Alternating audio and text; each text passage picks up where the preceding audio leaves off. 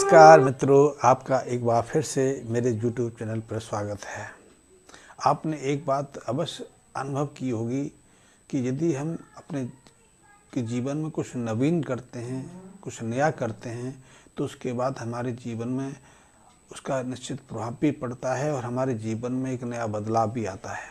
जैसे आपने देखा होगा कि विवाह से पहले एक व्यक्ति की ज़िंदगी कुछ और होती है, विवाह के बाद उसकी ज़िंदगी बदल जाती है। विवाह से ऊपर पहले वो सामान्य होता है, बेफिक्र होता है, कुछ चिंता परेशानी नहीं रहती, लेकिन बहुत लोग विवाह के बाद या तो खुश हो जाते हैं, प्रसन्न रहते हैं, आनंदचित रहते हैं, उनके लिए व्यापार के आय के स्रोत खुल जाते हैं। या फिर इसके विपरीत भी देखने में आता है कि कई लोगों को विवाह के बाद आमदनी घट जाती है, कर्ज चढ़ जाता है, बार बार व्यापार बदलते हैं, नौकरियां छूटती जाती हैं। आपने बहुत देखा होगा।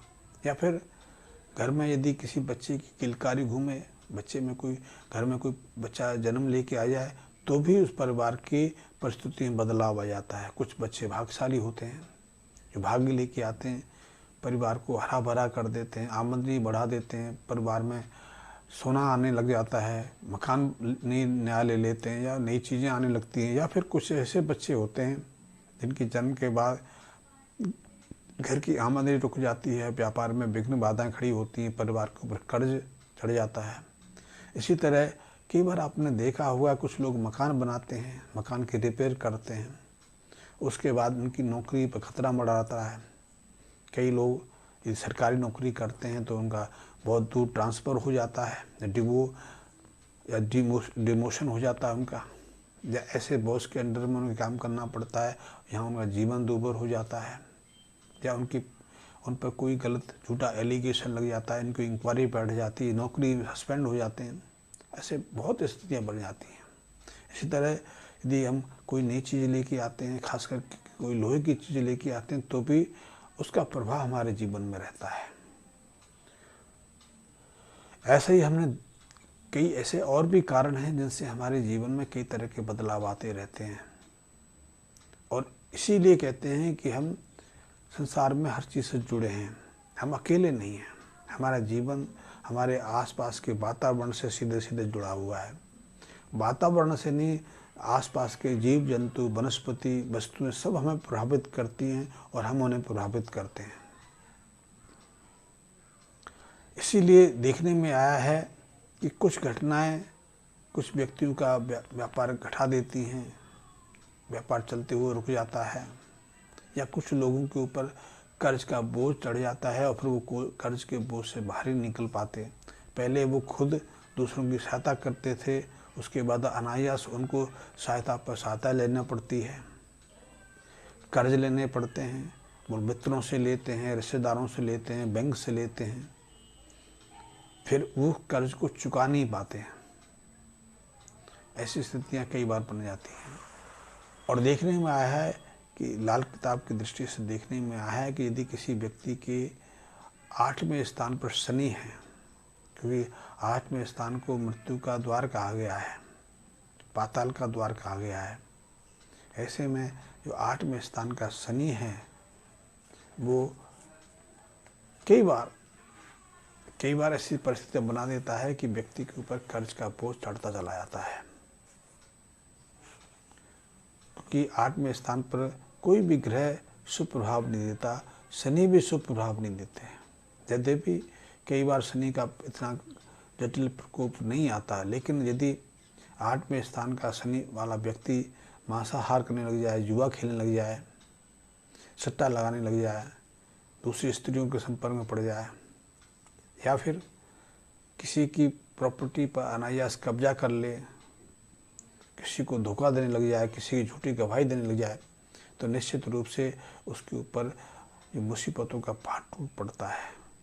ऐसा व्यक्ति कर्जदार बनने की स्थिति में आ जाता है, और यदि किसी से कुछ मांग लेता है तो उसको लौटा नहीं पाता, क्योंकि उसकी सामर्थ्य नहीं रहती, उसके सिर के ऊपर कर्ज का बोझ चढ़ता चला जाता है, कर्ज को लेकर बहुत परेशान रहता है। और ऐसे में कई बार तो उसको अपने घर की जो पैतृक संपत्ति है वो तक बेचनी पड़ती है, उसका घर के जेवर जायदाद बिक जाती हैं।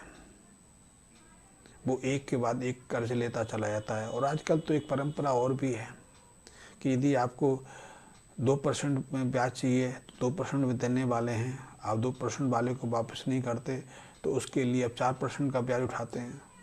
4% का ब्याज जब वापस नहीं कर पाते तो आप 8% में ब्याज उठाते हैं, 10% में ब्याज उठाते हैं। और 8% 10% का ब्याज से लिया हुआ पैसा आप कभी वापस नहीं कर सकते, क्योंकि उसका ब्याज ही इतना बन जाता है कि आप मूल चुकाने की तो सोच ही नहीं सकते। आपकी सैलरी सिर्फ ब्याज चुकाने में चली जाती है। मेरे पास ऐसे बहुत सारे लोगों का कि फ़ोन आते रहते हैं, कुंडलियाँ आती रहती हैं, कई लोग मेरे से मदद लेते हैं जिनके ऊपर कमाई लाखों की है, लेकिन उनको जो उन्होंने पैसे लोगों से लिए हुए हैं उसका लाखों रुपए हर महीना भरना पड़ता है। और ये एक खतरनाक स्थिति होती है, क्योंकि यदि कर्ज से व्यक्ति बाहर नहीं आ पाएगा तो अपना तो कुछ बना ही नहीं पाएगा, परिवार में सुख शांति आएगी ही नहीं आएगी। वो ज़मीन ले लेगा, ज़मीन कर्ज किसी के गिरवी रखी रहेगी, वो मकान को ज़मीन लेके मकान भी बना लेगा तो मकान अधूरा रह जाएगा, या फिर मकान के पीछे भी वो उधार ले लेगा। तो ऐसे में यदि आपको सिर के ऊपर चढ़े बोझ से मुक्ति पानी है, आपने अपने बोझ को हल्का करना है, तो सबसे पहले तो ये है कि किसी भी तरह की कोई नई चीज़ आप करने जा रहे हैं तो उससे पहले अपनी जन्म कुंडली का अवलोकन करा लें। क्योंकि यदि आप कुछ नया करने जा रहे हैं, कोई नई चीज़ लेने जा रहे हैं, लोहे की नई चीज़ खरीदने जा रहे हैं, मकान बनाने जा रहे हैं, या बेटी की शादी करने जा रहे हैं, बेटी की शादी करने जा रहे हैं, या आपके घर में कोई बच्चा आने वाला है, तो उससे पहले अपनी कुंडली का अवलोकन करा लें। क्योंकि लाल किताब में कहा गया है कि कुछ लोगों को 21 साल की उम्र से पहले शादी नहीं करनी चाहिए, कुछ को 22 के साथ में नहीं करनी चाहिए, कुछ को 25-26 के साल में उम्र, कुछ को 28 साल की उम्र। और यदि ऐसे लोगों ने इस बात की अवहेलना करके उससे पहले शादी कर ली तो आप समझिए कि आपने मुसीबत को, आपने बुराइयों को आमंत्रित कर लिया, और ऐसे में आपका जीवन चलता चलता जीवन दुख से भर जाएगा, कष्टों से भर जाएगा, आप उस कष्टों से बाहर नहीं आ पाएंगे। ऐसी दुखद स्थितियाँ बहुत लोगों के सामने आती हैं। आपने देखा होगा बहुत लोग कर्ज के कारण आत्महत्या तक करने पर विवश हो जाते हैं, उनका मकान दुकान सब बिक जाता है, फिर भी उनके ऊपर लेनदारों का डर और वहम बना रहता है, डिप्रेशन में चले जाते हैं, उन्हें इलाज कराना पड़ता है, अस्पताल में भर्ती रहना पड़ता है। और ऐसी स्थिति ना आए तो उससे पहले है कि कोई भी स्थिति आपके जीवन में बने उससे पहले अपने जन्म कुंडली का अवलोकन अवश्य करा लें। और यदि आपकी जन्म कुंडली में कई अशुभ ग्रह हैं, ग्रहों की अशुभ स्थिति है, तो उसका समाधान भी कर लें। और ख़ास करके यदि आपकी जन्म कुंडली में 8वें स्थान का शनि है तो उसको लेकर आप बहुत सचेत हो जाएं। तो ऐसे में सबसे पहले तो कोई नई चीज़ खरीदने से पहले या सिर पर कर्ज का बोझ चढ़ने से पहले आप सबसे पहले 8 किलो साबुत काली जो उड़द की दाल होती है उसको शनिवार के दिन जल प्रभावित कर दें। इससे शनि की जो अशुभता है, शनि के जो अशुभ प्रभाव हैं वो काफ़ी हद तक शांत हो जाते हैं। दूसरा, यदि आपके अष्टम भाव में शनि बैठे हैं तो मांस मछली अंडे से का सेवन मत करें, उसे परहेज करें। क्योंकि आजकल लोग तो मांसाहार बहुत करने लगे हैं। पहले जिन्होंने पीढ़ी दर पीढ़ी कभी मांसाहार का सेवन नहीं किया, अंडा नहीं खाया, शराब का सेवन नहीं किया, आज वो नियमित रूप से करने लगे हैं। मेरे पास कई लोग आते हैं, वो कहते हैं हम मंगलवार छोड़ देते हैं, वीरवार छोड़ देते हैं, क्योंकि हनुमान जी का वार है, मंदिर जाना पड़ता है। वीरवार को उन्हें पीर की सेवा करनी पड़ती है, तो वो इसलिए छोड़ देते हैं। लेकिन क्या मंगल या वीर या किसी एक दिन मांस मछली शराब का सेवन बंद करने से हमारे ग्रह थोड़ी भूल जाएंगे? ग्रहों पर तो असर पड़ेगा। और ऐसे में बहुत लोग कहते हैं कि नहीं, जब से उन्होंने शराब पीनी शुरू की है, मांसाहार शुरू, उनका व्यापार चला, हो सकता है कुछ दिन उनको फ़ायदा हो जाए, लेकिन आगे अंततः उनका परिणाम विपरीत ही रहेगा। क्योंकि मैंने कई बार देखा है, कई मेरे के सामने आए हैं, उन्होंने कुछ साल मांस मछली अंडे का सेवन किया, उनका व्यापार खाता चलने लग गया, फिर अनायास उनको हार्ट अटैक आ गया, उनको बाईपास सर्जरी तक करानी पड़ी, कईयों का दम बीच में ही समाप्त हो गया, कईयों का व्यापार खूब चला, फिर अनायास व्यापार में घाटा पड़ गया, सब कुछ बिक गया। तो ऐसे में आप ये मत सोचो कि आपको आज फ़ायदा हो रहा है कि निरंतर फ़ायदा होता रहेगा। जीवन की कब बदलाव आ जाए, कब आपका जीवन चेंज हो जाए, कुछ भी नहीं कहा जा सकता। तो ऐसे में आपको शनि के इन बातों को अपने दिमाग में हमेशा स्मरण में रखना चाहिए। तीसरी, शनि संबंधी जो वस्तुएं होती हैं, खास करके लोहे की चीज़, चमड़े की चीज़, चमड़े के जूते, चिमटा, तवा या काले तिल, उड़द की दाल, सरसों का तेल, तिल का तेल, ये आपको नियमित रूप से दान करते रहना चाहिए। इसके अलावा हर शनिवार को जो शुद्ध जल के स्रोत होते हैं, नदी होती हैं, सरोवर होते हैं, उनके किनारे जाकर लोहे के पात्र में सरसों का तेल या तिल का तेल भर के उसको जल की प्रभावित करना चाहिए, जल में छोड़ना चाहिए। इससे शनि की जो अशुभताएँ हैं काफ़ी हद तक शांत रहती हैं। आपके जीवन में जो उथल पुथल की संभावना है वो ज़्यादा आगे नहीं बढ़ती।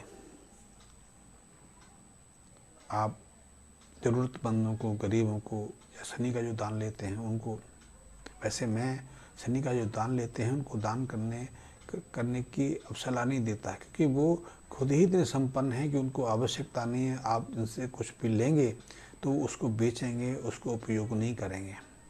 हो सकता है वो आपकी दान की हुई चीज़ एक दिन आपके हाथ में आ जाए, क्योंकि खरीदने वाले वही होते हैं यहाँ से आप खरीदते हैं, तो उन्हें तो ये चीज़ ना दें। हाँ, कोई गरीब है, कोई मजदूर है, कोई श्रमिक है, तो उनको आप ये चीज़ें दान कर सकते हैं। उनको दान में तवा दे सकते हैं, आप चमड़े के जूते दे सकते हैं, चमड़े की चप्पलें दे सकते हैं, फर्श दे सकते हैं। आजकल तो चमड़े की जैकेट्स आती हैं, सर्दी की ऋतु में आप नई जैकेट्स उनको दे सकते हैं। हाँ, लेकिन अपनी पहनी हुई कोई भी चीज़ दान स्वरूप ना दें। इससे शनि का जो प्रभाव है, आपके ऊपर जो शुभ प्रभाव है, वो भी आपसे चला जाएगा। आप उसके बाद और परेशानी में फंस जाएंगे। इसलिए कभी भी अपनी पहनी हुई चीज़, घर में प्रयुक्त चीज़ की हुई चीज़ किसी को दान स्वरूप नहीं देनी चाहिए। ये बहुत लोगों की आदत रहती है, घर के पुराने कपड़े, पुरानी चीज़ें हम दान स्वरूप किसी को दे देते हैं। दान स्वरूप नहीं देनी चाहिए। दान स्वरूप किसी को हमेशा नई चीज़ें देनी चाहिए। आपकी सामर्थ्य कम है तो कम दे दीजिए, दिखावा थोड़ी करना है। यदि दिखावा करेंगे तो आप मुसीबत को आमंत्रित करेंगे। तो आपको यदि कोई पुरानी चीज़, पहनी हुई चीज़ देनी है तो उससे कुछ पैसा अवश्य लें, चाहे वो मामूली सा पैसा हो। दूसरा, जिसके 8वें स्थान पर शनि हो, ऐसे लोगों को नंगे पैर घर में भी नहीं रहना चाहिए, नंगे पैर बाहर भी नहीं जाना चाहिए। घर में भी कोशिश करनी चाहिए कि वो जुराब पहन के रह सकते हैं, चप्पल खड़ाऊँ पहन के रह सकते हैं। अब तो ये प्रचलन समाप्त हो गया। आपने देखा होगा कि ऐसे 25-30 साल पहले बहुत साधु संत जो होते थे लकड़ी की खड़ाऊँ पहन के रहते थे। लकड़ी की खड़ाऊँ के कई जो उपयोग थे। पहला तो लकड़ी की खड़ाऊँ में जो अंगूठा होता है, उससे उसको पहनने से उंगली और अंगूठे के ऊपर एक खास बिंदु पर दबाव पड़ता है, इसलिए जो काम वासना है दबी रहती है, काम वासना उत्तेजित नहीं होती, भूख शांत रहती है। हमारी जो शरीर की संवेदना है वो उत्तेजित नहीं होती। एक तो ये है। दूसरा, पृथ्वी से उस व्यक्ति का, जिसने खड़ाऊँ पहनी हुई है, संपर्क कट जाता है। पृथ्वी तो खुद सुपर कंडक्टर है, विद्युत चालक है, और यदि आप खड़ाऊँ पहन के रहेंगे तो आपका संबंध पृथ्वी के साथ में होगा। तो ये आपके मन मस्तिष्क स्वास्थ्य के लिए, विचारों के लिए बहुत ज़रूरी है। और वही यदि शनि आपके अष्टम स्थान पर हैं और ऐसे में यदि आप नंगे पैर रहेंगे तो आपका जो बॉडी का सीधा संपर्क पृथ्वी के साथ आ जाएगा, पृथ्वी की इलेक्ट्रोमैग्नेटिक फोर्स के साथ में आ जाएगा। वो आपके स्वास्थ्य को तो प्रतिकूल प्रभाव डालेगा ही डालेगा, आपकी सोचने, विचारने, तर्क की शक्ति को भी क्षीण करेगा। और कई बार हमारे सोचने, विचारने, निर्णय की क्षमताएं ही हमें कई कठिनाइयों डाल देती हैं। और हाँ, अंत में कि यदि आपको मेरे लाल किताब संबंधी वीडियो रुचिकर लगते हैं, आप मेरे से जुड़ा रहना चाहते हैं, तो मेरे चैनल को एक बार सब्सक्राइब भी कर लें, मेरे बेल आइकन को प्रेस कर लें। और यदि आप लाल किताब संबंधी कोई जानकारी लेना चाहते हैं, आप किसी समस्या का समाधान चाहते हैं, आप मेरे से परामर्श लेना चाहते हैं, तो भी आप मेरे को सब्सक्राइब तो कर ही लें। मेरे मैसेज बॉक्स में अपनी कमेंट्स देकर, अपनी समस्या लिखकर मुझसे परामर्श भी ले सकते हैं। धन्यवाद मित्रों।